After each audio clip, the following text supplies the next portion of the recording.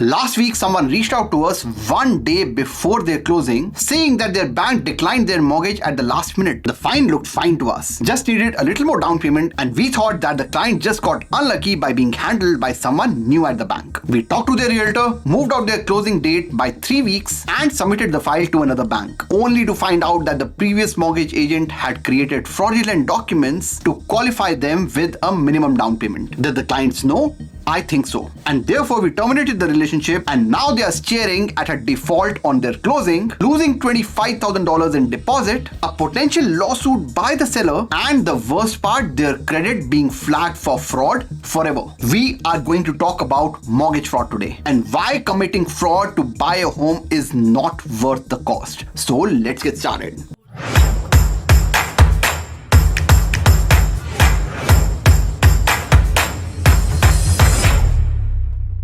We'll first talk about the different types of fraud. We'll then talk about what happens if you get caught. We will then talk about impact of mortgage fraud on the real estate market, and it's a $1 billion problem at least, and we'll talk about that. And finally, we'll be talking about how the government is fighting mortgage fraud, and there are actions in place which I really am impressed with that are catching a lot of these fraud from happening. Long way to go in doing that or removing that from the source, but still, there are some good measures that have been taken. First, let's talk about top types of mortgage frauds. The first one is fraud for shelter, which is the most common one that you hear. Buyers lie about their income to qualify for a mortgage. Most common kind of fraud. The second one is fraud for profit, where this is more of an organized crime group which are manipulating loans. They are buying on someone else's name. They are more organized, and it is more of a criminal offense than just a civil offense. And we'll talk about what should be criminal and what should be civil. I think fraud for shelter should also be criminal, which it is, but it's not enforced at the same level as fraud for profit, because fraud for profit is actually buying, like doing air loans and buying, taking a loan for something which does not exist. So that kind of, fraud is more organized, and that's how they segregate that. Now, if you talk about the most common frauds that come in these, in these two categories is fake job letters, which is fraud for shelter. Then we have altered bank statements, photoshopping higher deposits. That's also, at times fraud for shelter, but can also be fraud for profit. Straw buyers are basically someone else takes out a mortgage for a real buyer.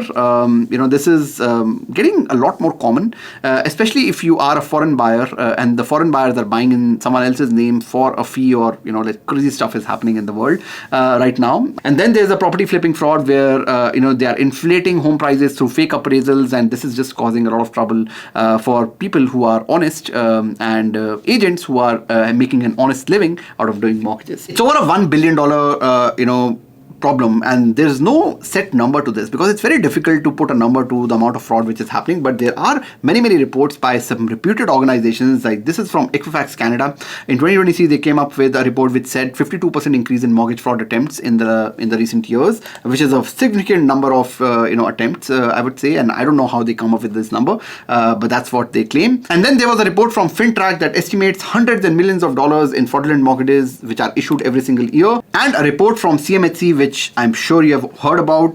People who do, these are insurers who do less than 20% down mortgages. They suggest that fraudulent income documents were found in at least 10 to 15% of high risk mortgage applications, which is bizarre. And the industry thinks that it's over $1 billion worth of problem. What happens if you get caught? Two scenarios. One is what happens to you, and I'm not talking about you, I'm sure you're honest, but people who commit fraud as a consumer, as a home buyer who commit fraud, what happens to you? So we'll talk about most common frauds that get caught: home buyers inflating their income to qualify for a loan, self-employed borrowers submitting altered tax returns. People who are self-employed, if they don't show enough personal income, they do not get enough qualification, which is exactly why I have a mortgage from a B lender and not from a like a prime bank, because I obviously am a business owner. If I don't take enough personal income and I keep a lot of my money in my corporation, I cannot be qualified with a top bank because that's a requirement. And that's why there are alternative lenders which are available. Yes, the interest rates are higher, but that's the cost of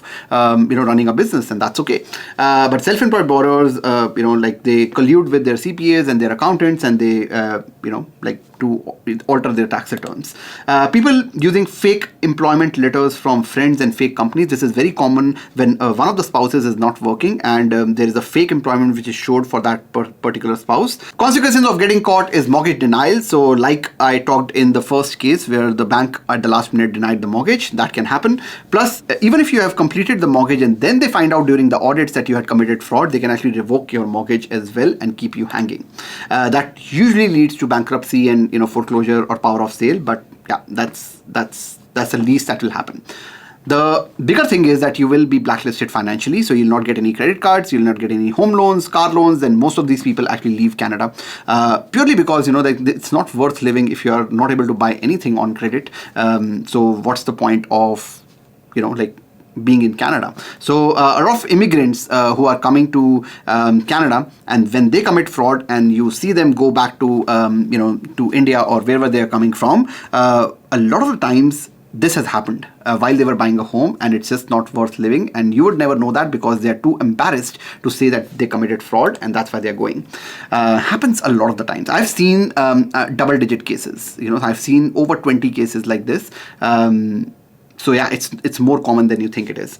Civil lawsuits and fines up to $100,000. That can also happen if the fraud is more organized, and banks can actually sue you for that. And then there are potential criminal charges that can also be filed against the person who is committing this fraud, because frauds over $5,000 is a criminal offense under Section 380 of the Criminal Code of Canada. However, this is not enforced enough, which I think it should be. I think the law is a little bit loose on consumers, going to jail, for instance, for committing fraud. But I think it should be enforced a lot more so that people are a lot more scared. You can already see that I have a lot of anger in me because, I am strictly against committing fraud, and I want to leave this industry better than, I came into. And I just feel that this takes away from a lot of people who want to not fake their documents and want to live an honest living, on both sides, the consumer as well as the agent side. The worst part is what happens to fraud agent, the mortgage agent or the realtor, is nowhere close to what would happen to the home buyer who committed fraud. For the real estate agent, nothing happens to them. And the reason nothing happens to them is because they did not commit fraud. They just set you up with a mortgage agent who committed fraud, and real estate agent did not leave any trail of, anything. So nothing happens to them. The worst that happens to them is you don't close the home and they don't get the commission. That's the worst. Bank mortgage advisor, and kid you not, there are bank mortgage advisors who are, working with the bank, who are also party to this. So it's not just mortgage agents who are independent like me. They are not the only ones who are the culprit here. There are certain mortgage advisors that are also doing this, and they lose their job, plus their license, and there could be a potential bank audit that can happen on the bank. So that's what happens, which is nowhere close to what happens to you if you commit fraud, right? So, and mortgage agent, an independent mortgage agent such as me, if that person is committing fraud, they lose their license. There could be a civil lawsuit that is filed against them. There could be fines up to $500,000. Now, believe it or not, this fine was less than $50,000 only 2 years ago when I joined the industry. Thank God they have increased the fines to up to $500,000. I've seen people getting fined for over $100,000 as well. In one case, I've seen a brokerage getting fined for over $1 million. And there could be potential criminal charges as well. And by the way, these mortgage agents are not doing this fraud themselves. What they are doing is they are just creating documents, taking the 1% in cash, and then sending that fake file to the banks for processing, which is why there's no money trail that's left by these mortgage agents who are committing fraud. I would call them fraud agents. I don't want to call them mortgage agents. They are fraud agents, and they're just making documents and sending that to the bank, and that's how fraud is happening. So no one loses enough in this transaction compared to what the homeowner that was party to this fraud, the person who did not know the repercussions or the consequences, even though I feel that they should know better because it is a crime, but they don't. They are the only ones who are losing a lot, and potentially even I've seen people getting deportation notices as well. The consequences are crazy. nowhere close, for the agents who are actually doing the fraud more systematically. Let's say you got away. Let's say you committed fraud. Let's say you are watching this video and you did falsify your income documents when you got your mortgage. You are never off the hook. That's a fallacy, right? So there was this Toronto fake income scheme 2021. This was very famous. It came in CBC. A bank got involved. A certain red bank was involved in this. The mortgage application flagged by lender contained fake income documents. So this was caught during an audit. Banks discovered thousands of falsified job letters because they did an audit and showing people making $150,000 plus at companies that did not exist. So there were fake companies being created and there were fake, income documents that were being created, and all those mortgages were ongoing. Now, I did get a call from one person after this fiasco happened, and that person said that, my mortgage is being revoked. And I was like, what happened? And he's like, I committed, my mortgage agent said that, we can do this, and I didn't know. And obviously they knew. Honestly, I don't hold only the agents responsible. I do hold the home buyers responsible as well for this. And now, because they were caught in this audit, their mortgage was also being revoked, and they said, can I help? And I want to stay away from all of this, and I did not help that person because I don't believe in helping those who commit fraud. And the result was, like that person, dozens of mortgages got cancelled, buyers lost their deposit, and brokers were fined $1 million. And people like the person who called me, they lost their homes because they were flagged for fraud in their credit, and they didn't even not only did they lose their home, it was in fact foreclosed and went into power of sale. That's what happens, when you commit fraud. So it's more common than you think it is, and because I'm in the industry, I see this all the time. The other thing is that if you lie once, you have to lie for life. And the reason for that is, let's say you bought a home with fake documents and you are now trying to upgrade the home.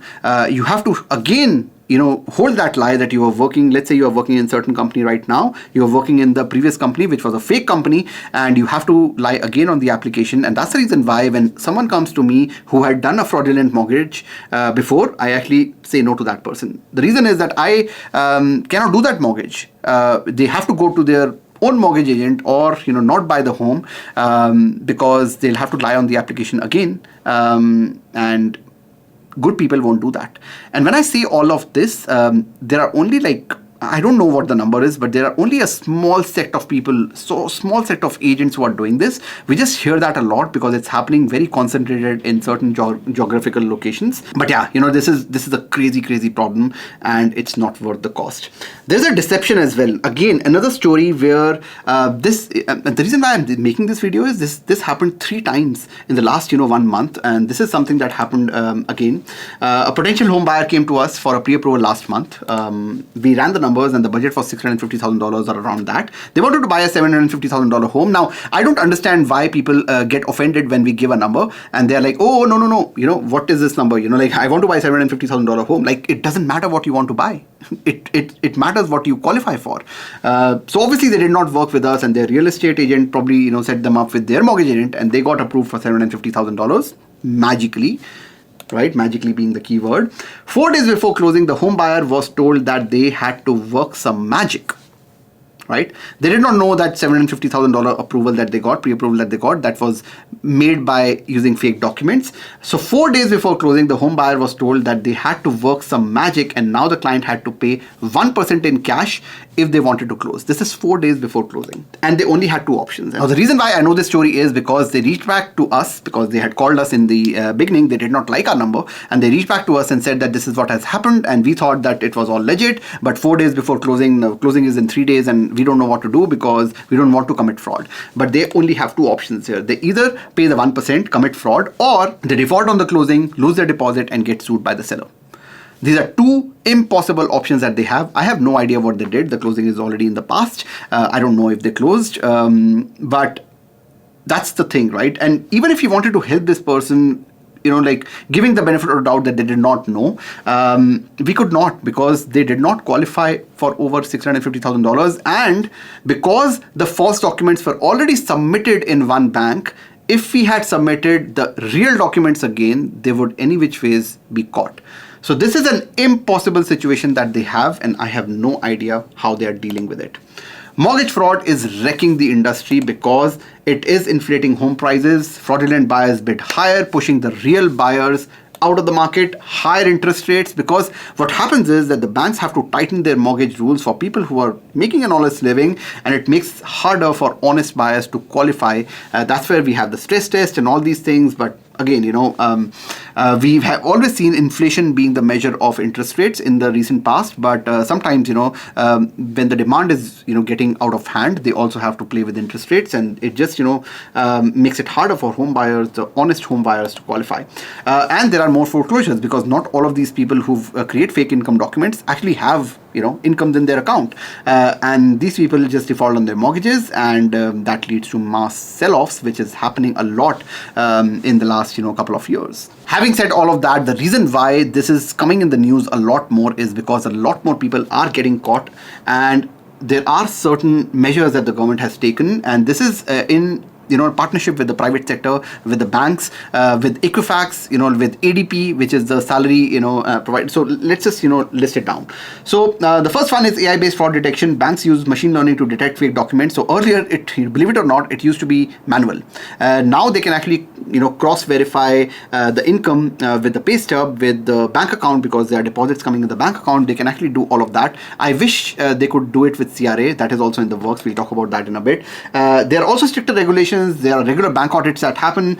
Brokers face higher penalties, so they are a little bit more scared doing that. I hope they are.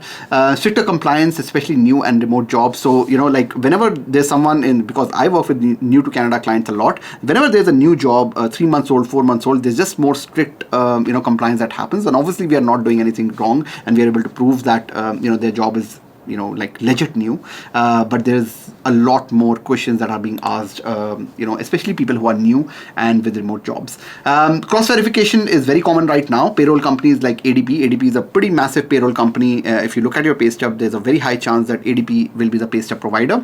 Now banks can actually, or insurers can actually verify this by calling ADP and understanding whether the pay stub is legit or not. And this is happening behind the scenes. No one knows this.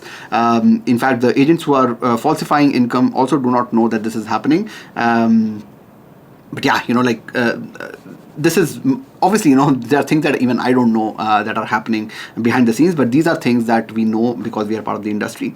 Credit, many companies report employment on credit reports since 2023. Earlier, only public service companies were supposed to do that. Now, even private companies do it. And this has started to happen since 2023. So your employer, if you got a job after 2023, I think Jan or Feb of 2023, there's a very high chance that your credit has your employer name on it.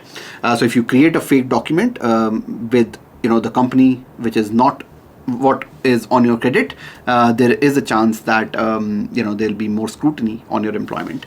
Now, another thing which is happening, and I really wish this comes in very quickly, is lenders will be able to verify tax return documents directly with CRA. There are pilots happening, but it's not the most seamless and the most easiest process to follow. But hopefully they'll be able to figure this out with all the money that they have. Blacklist of fake employers. Mortgage lenders track companies using fake job letters. Now this is funny, right? So like the Toronto scam that happened, which came in CBC, that was with Infosys, and you can go online. I'm just taking names because you can actually go online and search for it. And I have a lot of clients who work with Infosys, so they actually flagged Infosys as a company, which is a massive company, right? So and every time there was a file that came from Infosys, they were just asking a lot of questions, and we didn't know that the company itself was flagged. But yeah, it just went crazy in that 1 year after the fraud was caught, the scandal was caught. All this to say that committing fraud to buy a home is not worth the cost. And I have no idea how these fraud agents sleep at night. Hopefully this video keeps you more informed, not just realizing how deep the consequences are if you commit fraud, but also the deception by which these fraud agents actually commit fraud without you knowing it. If you are a first-time home buyer, I would recommend that you go to my description, follow the link to my first-time home buyer masterclass, where I'll actually talk about the entire process. You don't have to use me as a mortgage agent, but make sure that you understand the process so that no one is able to take you for a ride. That's all I have for today. मिलते हैं अगली video में, तब तक के लिए bye bye.